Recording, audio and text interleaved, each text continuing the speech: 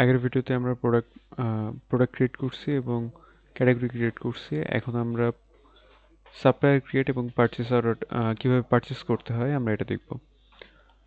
আচ্ছা, ফার্স্টে আমরা এখান থেকে পারচেসে এসে যদি সাপ্লায়ারে যাই তাহলে আমরা সাপ্লায়ার ক্রিয়েট করতে পারবো। আমি একটা ডামি সাপ্লায়ার ক্রিয়েট করতেছি টেস্ট সাপ্লায়ার নামে, টেস্ট সাপ্লায়ার 1। এখানে সাপ্লায়ার শর্ট নেম দিতে হবে, সাপ্লায়ার শর্ট নেম আমি একই দিলাম। তারপর আপনার যদি ওয়েবসাইট দিতে চান বা আপনার মানে কাস্টমার ফোন নাম্বার দিতে চান, সাপ্লায়ার কাস্টমার বলতে সাপ্লায়ার আর কি। আর ব্যাংকের ডিটেলস যদি আপনি এখানে দিতে চান দিতে পারবেন। এখানে দেখার একটা বিষয় আছে, সেটা হচ্ছে যে পেমেন্ট টার্মস কয়েক রকমের আছে। আপনারা যদি এখানে ড্রপ ডাউনে ক্লিক করেন, আমার এখানে মনে হয় না ভিডিওতে শো করবে, তারপর বলি কয়েক ধরনের আছে, যেমন ক্যাশ অনলি আছে, due due by the end of the month, due for 7 days, এরকম বেশ কিছু আপনার অপশন আপনি দেখতে পাবেন পেমেন্ট টার্মস। এখন যখন আপনারা সাপ্লায়ার ক্রিয়েট করবেন, যদি ক্যাশ অনলি থাকে তাহলে যে জিনিসটা হবে, যখন আপনি প্রোডাক্ট পারচেস করতেছেন অটোমেটিক আপনার ওটা পেইড হয়ে যাবে ওই কাস্টমার ওই পারচেস অর্ডারটা। অনেক সময় হয় যে আমরা সবসময় আসলে ক্যাশে কিনি না, আমরা অনেক সময় বাকিতে কিনি। তো এইটার জন্য আপনি হচ্ছে ডিউ ফর 7 days বা due by the end of the month, এটা আপনি ডিফল্ট ভাবে সিলেক্ট করে রাখতে পারেন যাতে ওই জিনিসটা অটো না হয়ে যায়। আর এখানে আরেকটা বিষয় আছে যে ক্রেডিট লিমিট। এখন এই সাপ্লায়ারের কাছ থেকে আমি মেইনলি কত টাকার মানে সর্বোচ্চ ক্রেডিট নিতে পারি কি পারি না।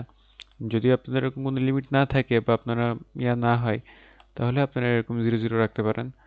কন্ট্যাক্ট পারসন যেটা আছে এখানে যদি আপনার কেউ থাকে ওইটা লিখে রাখতে পারেন। Phone number, secondary phone number আর মেলিং অ্যাড্রেস এগুলো না দিলেও হবে, এগুলো ম্যান্ডেটরি না। এইটা দিয়ে এবার আপনি যদি অ্যাড নিউ সাপ্লায়ার ডিটেলস দেন তাহলে আপনার সাপ্লায়ার ক্রিয়েট হয়ে গেল। এখান থেকে আপনি কন্ট্যাক্টসে যে দেখতে পারবেন, যদি আপনার কোনো কন্ট্যাক্টস এখানে সেভ করা থাকে, ট্রানজ্যাকশনে যদি কোনো ট্রানজ্যাকশন হয়ে থাকে, কোনো পার্চেস অর্ডার বা পেমেন্টস, দুইটা আপনি ট্রানজ্যাকশনের এখান থেকে দেখতে পারবেন। পার্চেস অর্ডারগুলো আপনি সবগুলো এখান থেকে দেখতে পারবেন।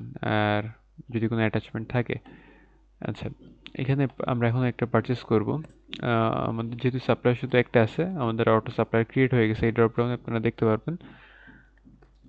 আর আপনার প্রোডাক্ট কোড, যেটা আমরা যে প্রোডাক্ট ক্রিয়েট করছিলাম, যদি এখানে বারকোড দিয়ে স্ক্যান করা হয় তাহলে ওই প্রোডাক্টটা এখানে অটো সিলেক্ট হয়ে যাবে। আবার যদি আমরা এখান থেকে নর্মালি সিলেক্ট করতে চাই সেটাও আমরা করতে পারবো। আপনারা মেবি ড্রপ ডাউনটা দেখতে পাচ্ছেন না, আপনারা যখন নিজের সফটওয়্যারটা অন করবেন তখন আবার আপনারা দেখতে পারবেন। আচ্ছা, আমরা প্রোডাক্ট সিলেক্ট করলাম, সিলেক্ট করার পর আমরা কোয়ান্টিটি দিব, ধরলাম 20 পিস। আর ইউনিট প্রাইস দিলাম 500 টাকা বা 5,000, আচ্ছা 500 টাকা দিলাম।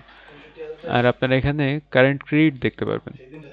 কারেন্ট ক্রেডিট হচ্ছে যে এই কাস্টমারের নামে আগের কোনো ডিউ আছে নাকি না, বা সে পাবে অথবা আমরা পাবো, এরকম কোনো কিছু আছে নাকি না। এটা দেওয়ার পর অ্যাড আইটেম দিতে হবে। দেওয়ার পর আমরা এখানে সিরিয়াল নাম্বার দিতে পারি।